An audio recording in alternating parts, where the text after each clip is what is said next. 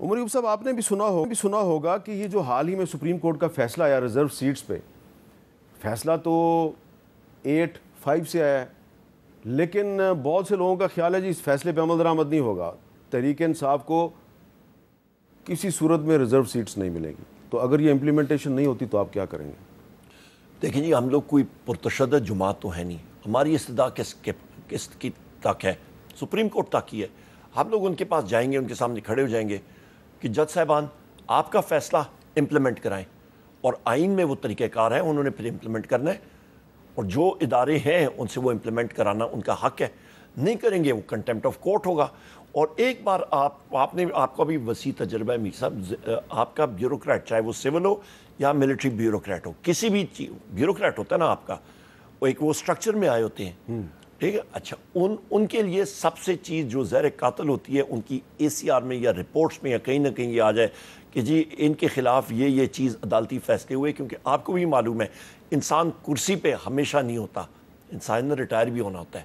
جب انسان ریٹائر ہوتا ہے تو یہ وہ آپ کی بات درست ہے، لیکن ہمارے سامنے ایک مثال ہے اسلام آباد کی، ڈی سی اسلام آباد کے خلاف اسلام آباد ہائی کورٹ کا فیصلہ آ چکا ہے کنٹیمپٹ آف کورٹ میں، وہ ابھی تک اپنی عہدے پہ کام کر رہے ہیں اور کوئی فرق نظر نہیں آتا۔ میرا خیال ہے کوئی نہ آج یا اس کے پروٹیکٹر جو ہیں آج اس کو پروٹیکٹ کریں گے، 2 سال بعد اس کو نہیں پروٹیکٹ کریں گے، وہ ایک لائبلٹی ہوگا، اس کو وہ مطلب سیکریفائس اس کو قربان کر دیں گے۔ اچھا، سپریم کورٹ کے جج ہیں جسٹس اطہر من اللہ صاحب، انہوں نے امریکہ میں ایک سیمینار میں کچھ باتیں کی ہیں، بڑی اہم باتیں ہیں۔ ایک بات جو سپریم کورٹ کے جج صاحب نے اپنے فیصلوں پہ امپلیمنٹیشن کے حوالے سے کیا، ذرا سنیں وہ کیا کہہ رہے ہیں۔ 4 years as the Chief Justice of the High Court and then for 5 years as a judge, I've never experienced that any authority has even attempted not to implement my judgment. If people have confidence in a judge and if the authorities know that the judge does not tolerate things that are not legal, they don't even attempt to violate the judgment or refuse the judgment to be implemented. It is the duty of the judge to have the judgments implemented. Otherwise, the authority of judiciary as an institution is eroded. عمر صاحب وہ کہہ رہے ہیں کہ یہ جج کی خود اپنی ذمہ داری ہے کہ اپنی ججمنٹ پر امپلیمنٹیشن کروائے، ادروائز تو پھر اس کی جو اتھارٹی ہے وہ ایروڈ ہو جائے گی۔ آپ کو اس سے کیا سمجھ آئی ہے؟ بالکل ٹھیک کہہ رہے ہیں، جو آپ سے بھی میں بات کر رہا تھا، وہی بات اس کی توسیع ہے کہ جسٹس صاحبان وہ خود اپنی اتھارٹی ایگزرٹ کریں اور امپلیمنٹیشن کریں، کرنا ہوگا، چاہے کان ادھر سے پکڑیں ادھر سے پڑے۔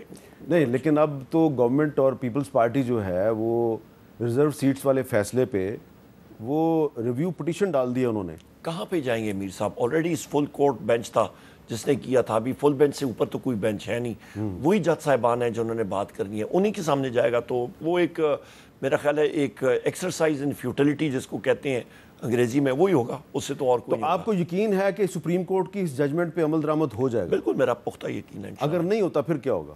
ہم لوگ سپریم کورٹ نے کرانا ہوگا، یا تو آپ کہیں کہ جی پاکستان جو ہے یہ بنانا ریپبلک کی سیل اس پہ لگ گئی ہے، مکمل ہو گیا ہے، اس سے جب یہ ایک چیز یاد رکھیے گا، یہ امپلیمنٹیشن سپریم کورٹ نہیں کراتی، آپ کے ملک میں، ہمارے میرے ملک میں، یہاں پہ کسی قسم کی انویسٹمنٹ نہیں آنے والی۔ میں آپ کو سوال یہ بار بار کیوں کر رہا ہوں کہ ابھی پچھلے سال جب آپ نے 2 صوبوں کی اپنی اسمبلیاں توڑی، بالکل درست بات ہے، تو اس کے بعد عدالتوں نے انکلوڈنگ سپریم کورٹ یہ آرڈر کیا کہ یہاں پہ 90 دن کے اندر الیکشن کروایا جائے، سپریم کورٹ کے آرڈرز پہ عمل درآمد نہیں ہوا، تو اس بات کی کیا ضمانت ہے کہ سپریم کورٹ کے اس آرڈر پہ بھی عمل درآمد ہوگا؟ بالکل بہت اچھا سوال ہے، اور یہی وجہ ہے کہ پاکستان میں انویسٹمنٹ 0/0 ہے اس وقت، کیونکہ دنیا دیکھ رہی ہے، دنیا بے وقوف نہیں ہے، دنیا دیکھتی ہے کہ آپ کے لیگل نظام میں آپ کا جب آئین اور قانون کی بالادستی نہیں ہے، اس سے انحراف ہو رہا ہے، آپ اس کو نہیں مانتے تو کہتے ہیں کیوں ہم لوگ آ کے انویسٹمنٹ کریں۔ آپ ملک یہی وجہ ہے کہ 8,500 ارب روپے کے بجٹ میں آپ 92% جو خسارہ آپ پورا کر رہے ہیں، خسارہ آپ کا 8,500 ارب کا ہے، 92% خسارہ آپ اسٹیٹ بینک سے نوٹ چھپا کے اور بینکوں سے قرضے پہ کر رہے ہیں۔ یہ اس کی باٹم لائن یہ ہے، یہ معیشت جو ہے یہ پھر چل ہی نہیں سکتی، ملک چل ہی نہیں سکتا۔ اچھا، آپ کو ناظرین یہ پتہ ہوگا کہ جسٹس اطہر من اللہ صاحب پر کچھ لوگ یہ اعتراض بھی کرتے ہیں کہ یہ پرویز مشرف کے دور میں 4 کے لیے خیبر پختونخوا کی ایک کیئر ٹیکر گورنمنٹ کے وزیر بن گئے تھے, تو اس پر بھی کل انہوں نے بات کی, ذرا سنیں وہ کیا کہہ رہے ہیں. Just before the elections, for 5 months, the governor of the Khyber Pakhtunkhwa offered me to join his cabinet as a caretaker government. Those 5 months probably changed my life. And that regret or that blemish, at least the lesson that I learned from that was that no, enough is enough. There has to be a zero tolerance. And there has to be a commitment to the Constitution, no matter what happens. تو جو آئین ہے اس کی implementation ہر قیمت پہ ہونی چاہیے. تو اگر عطر من اللہ صاحب جو ہیں وہ یہ کہتے ہیں کہ مجھے اس پہ ریگریٹ ہے, تو وہ تمام لوگ جو ماضی میں غیر آئینی حکومتوں کی سپورٹ کرتے رہے ہیں ان کو بھی نہیں ریگریٹ کرنا چاہیے؟ کرنا چاہیے. آپ اس سے ایگری کرتے ہیں؟ بالکل ٹھیک ہے. اچھا, آپ نے آئی پی پیز کا ذکر کیا.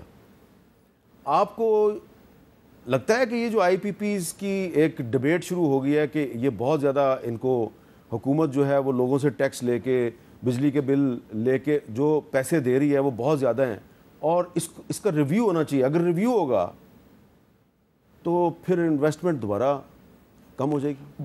بہت بہترین سوال ہے میر صاحب آپ کا, بہت بہترین. دیکھیے میں منسٹر انرجی رہا ہوں تقریباً 2-2.5 سال میں تھا. سب سے پہلی چیز یہ ہے کہ آئی پی پیز کا جو جو 3rd فیز 4th فیز آیا تھا وہ آپ کا نواز شریف صاحب کے ٹائم پہ آیا تھا, جو پی ایم ایل این کی 2018 تک گورنمنٹ تھی.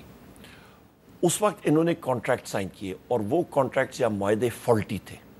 اس کو زیادہ ٹیکنیکل ڈیٹیلز میں نہیں جاتا, پر اس کو میں مطلب مختصر کرتا ہوں. اس کو کہتے ہیں فرنٹ لوڈڈ, یعنی کہ آپ سارا جو اس میں سود ہے وہ پہلے 10 سالوں میں دے دیتے ہیں, آپ کو مل جاتا ہے, اور وہ پروجیکٹ کا ٹینیور یا ٹائم جو ہے وہ 25 سال ہوتا ہے. اس کے بعد آپ کے مزے ہیں اور آپ کو وہ ساری ریکوری ہو جاتی ہے. دوسری امپورٹنٹ چیز کہ آپ کا جو کانٹریکٹ معاہدہ ہے وہ ٹیک اور پے, یعنی کہ آپ بجلی آپ بیچیں, آپ بنائیں یا نہ بنائیں, آپ کو کیپیسٹی پیمنٹ مل جاتی ہے. اس کی وجوہات یہ ہیں کہ آپ کا جو خریدار ہے بجلی کا وہ صرف ایک ہے, وہ حکومت پاکستان ہے. ٹوٹل فالٹی معاہدے. اور پھر انہوں نے جو پاور پلانٹس لگائے تھے, ساہیوال کول پلانٹ جو ہے اس کی تک نہیں بنتی, وہ امپورٹڈ کول پہ لگے. آپ کے 4 LNG پلانٹس تک نہیں بنتے ہیں کہ وہ یہاں پہ لگے, ٹھیک ہے نا, تو اس پہ بھی امپورٹڈ گیس پہ وہ لگے, اور اس کی جگہ رینیویبل انرجی لگ سکتی تھی, اور یہ پاور پلانٹ زیادہ مہنگے دام لگے. تو یہ سارے کے سارے انہوں نے خود وہ بیج بوئے ہیں. اچھا, مزے کی بات یہ ہے آج کل 2-3 شخصیات بڑی تیزی سے ابھر کے بول رہی ہیں, اور وہ بھی میں سمجھتا ہوں کہ جو میں آپ پوچھ رہے تھے کہ جی یہ کیسے یہ حکومت چلے گی, ان کی کن پٹی پہ بھی بندوق لگی ہوئی ہے, اور ان کو بھی تھریٹس ہیں ان کی حکومت کے. اور وہ میں آپ کو بتا دیتا ہوں کہ جناب والا آپ کے جو گوہر اعجاز ہیں وہ ابھی کیئر ٹیکر کے وزیر رہ چکے ہیں, تو اس وقت کیوں نہیں یہ چیزیں انہوں نے ٹیک اپ کی؟ اس وقت تو میں نے بات کوئی نہیں سنی تھی, اور اس وقت تھا کہ جی ہم لوگ $100 ارب کی ایکسپورٹس کریں گے, وہ تو مجھے نظر نہیں آئی. اچھا, دوسری اہم بات یہ ہے کہ ابھی MQM کے بھی مصطفیٰ کمال صاحب وہ بھی بولنا شروع ہو گئے ہیں کہ جی آئی پی پیز کو ریویو کریں جا کے کریں. تو اس پہ جناب والا بات یہ ہے کہ جو سی پیک کے پروجیکٹس ہیں, چائنیز سی پیک پروجیکٹس ہیں, وہاں پہ انہوں نے لیے ہوئے ہیں کمرشل لونز, اور ابھی یہاں پہ یہ ان کا ڈیلیگیشن جائے گا چائنا, وہ ان کو میرا خیال ہے اچھا کھانا کھلا کے تو واپس بھیج دیں گے. اور یہ فلور آف دا ہاؤس پہ بھی میں نے کہا ہوا ہے کچھ بھی نہیں ہونے والا ہے, کچھ نہیں ہونے والا. میں نے کہا تھا کہ جی جہاز کا ایندھن جلائیں گے, اور ٹھیک ٹھاک ایندھن جلے گا, ادھر سے بیجنگ جانا اور واپس آنا, ایندھن جلا کے کھایا پیا کچھ نہیں, گلاس توڑا باہر آنے, تو وہی بات ہونی ہے.